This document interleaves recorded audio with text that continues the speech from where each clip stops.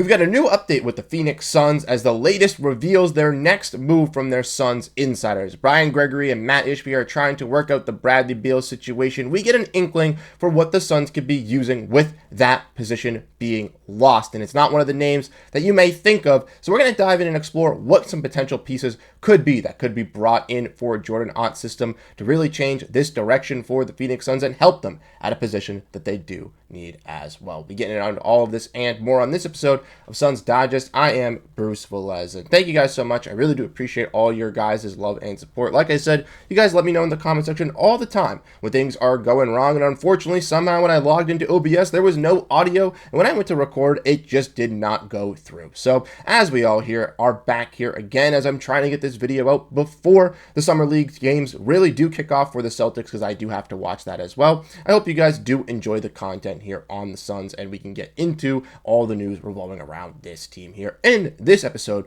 where the audio is working. So without further ado, thank you guys so much for letting me know that so I could get on it ASAP, so I'm not as frustrated as I would be in an hour or two. Without further ado, let's get into it and let's break down the latest news. We got a new update coming from the Suns insider John Gambadoro, who's been absolutely fantastic on hitting all the notes revolving around the Phoenix Suns here, not only just this offseason, but in the past off seasons as well. And he has been on fire. And even though he is away in Italy with his family, enjoying a nice relaxing vacation, John is still giving us those updates left and right, letting us know everything revolving around this Phoenix Suns team. And the latest we saw from John was that the long-awaited Bradley buyout still is expected to happen, and what he is expecting to be filled in with that buyout replacement is another guard here on the roster. Most likely a point guard, because the Suns at this moment only do have one true point guard in Colin Gillespie still under the roster, but it also could be a combo guard as well. And for the reason why that this thing has taken so long, as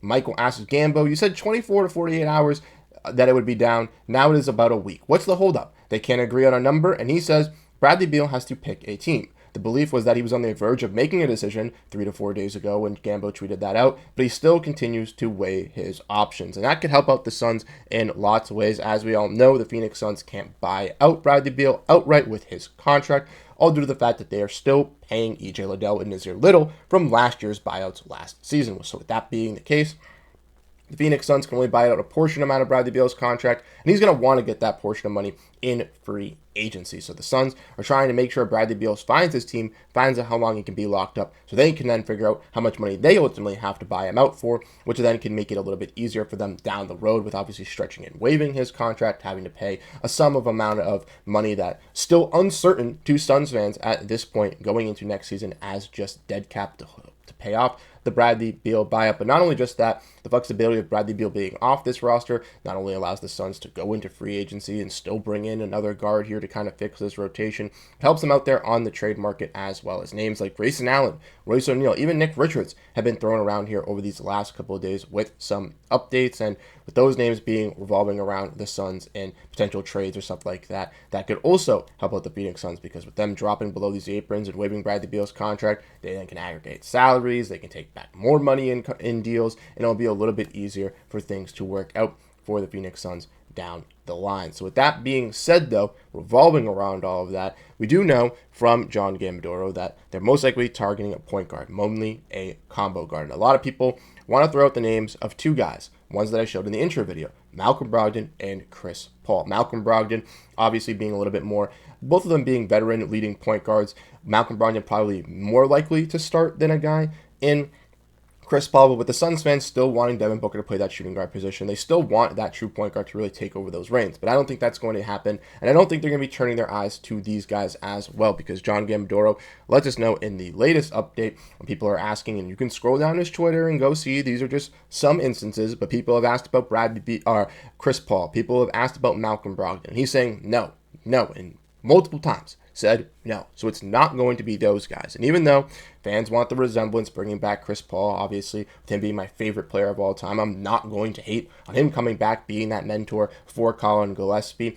But ultimately, or even Malcolm Brogdon trying to do that role as well. But with them being a little bit older, them having some injuries, and the Suns looking to bring in this new identity, new culture, new wavelength of prioritizing both sides of the ball and being really aggressive on the defensive end, those two names don't really strike me as those point guards to fit that culture. And that's where I think it really comes to with the Phoenix Suns in deciding who they are going to bring in. So let me know your thoughts down below on the Chris Paul and Malcolm Brogdon news, as obviously that's a little disheartening to hear from John Gambadoro, because we all want to see those players play in Phoenix. Maybe not as much Malcolm Brogdon, but a lot of people want to see Chris Paul back, but it doesn't look like that's going to be the case. So who could potentially be one of those names that the Suns could go out and pursue? Well, that's what we're going to dive in and look at here in the next part, when looking at all the available free agents at this point that have played in the NBA last year that were a point guard and or shooting guard. And I have it pulled up courtesy of Spot Track. And like I mentioned, when looking at the point guards, first we can see Malcolm Brogdon and Chris Paul being those two guys.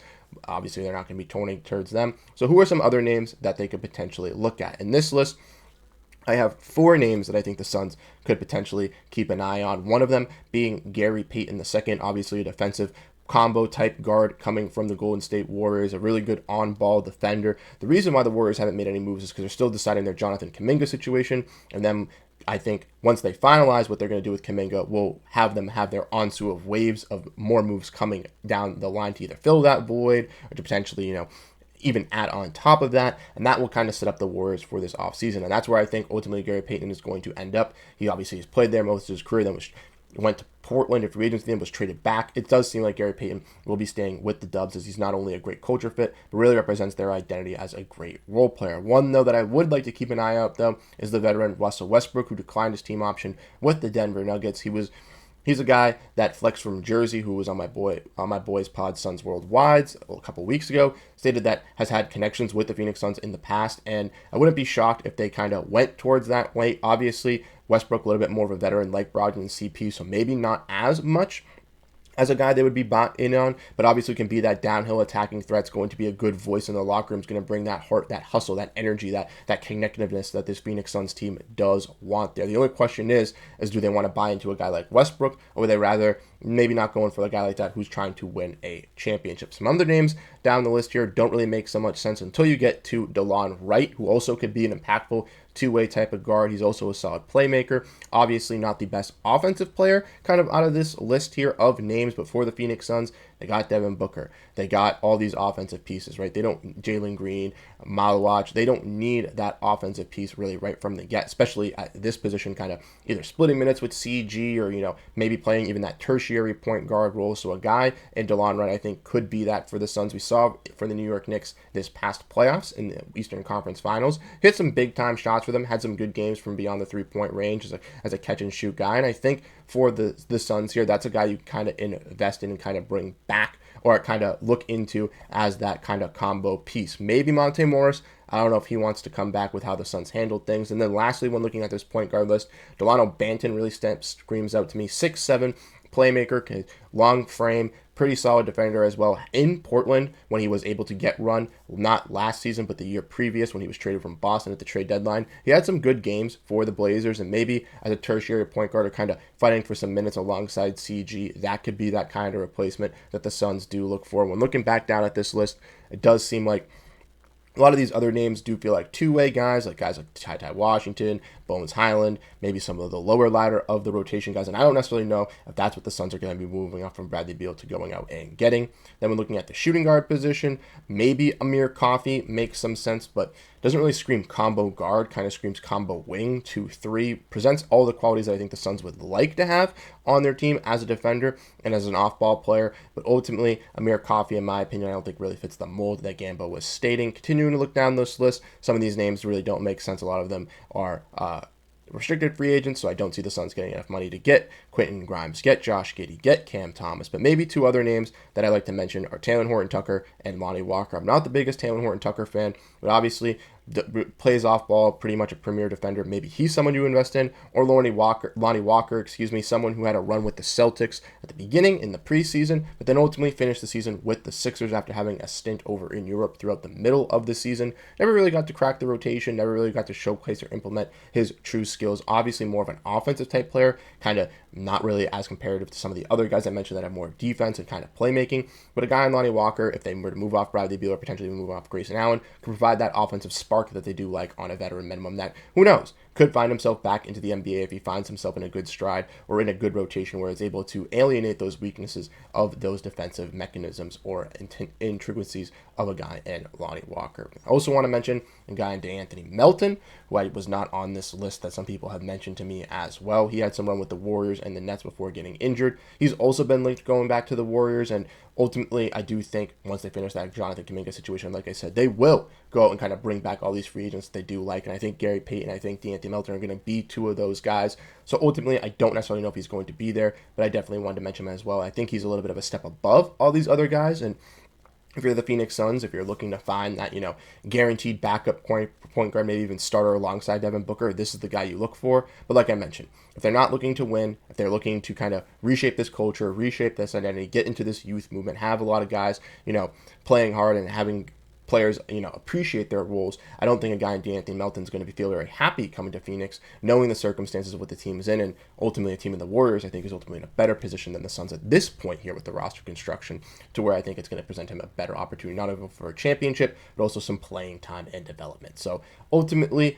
that's where I kind of come to with some of those guys, right? Lonnie Walker, Delano Banton, maybe even a guy in Russell Westbrook, or even DeLon Wright. DeLon Wright, personally, is my kind of perfect fit. I think he kind of fits that low budget type of backup point guard that you want, someone who can split minutes with Colin Gillespie to ultimately allow him to develop alongside of DeLon Wright, where he's not taking too much of his development away. But obviously, if they need someone to hit a big time shot, or if Colin's just not playing the best defensively, they can swap in with a guy in DeLon Wright who can kind of wake up that new change in this new system. So let me know your thoughts, like I mentioned, down below in the comment section. Ultimately, thank you guys so much for tuning in and showing your support, because if you didn't drop those comments down, like I said, we would have a video with no audio still up here on the channel. So I really do appreciate all the love and support you guys have been showing. Once again, the Suns are on tonight, playing in the Summer League, taking on the Washington Wizards. So following tonight's performance, we will have another video dropping for you guys later today, going over what really stood out within this Phoenix Suns Summer League team, as a lot of fans are really bought in, and currently I am as well. So hopefully the Suns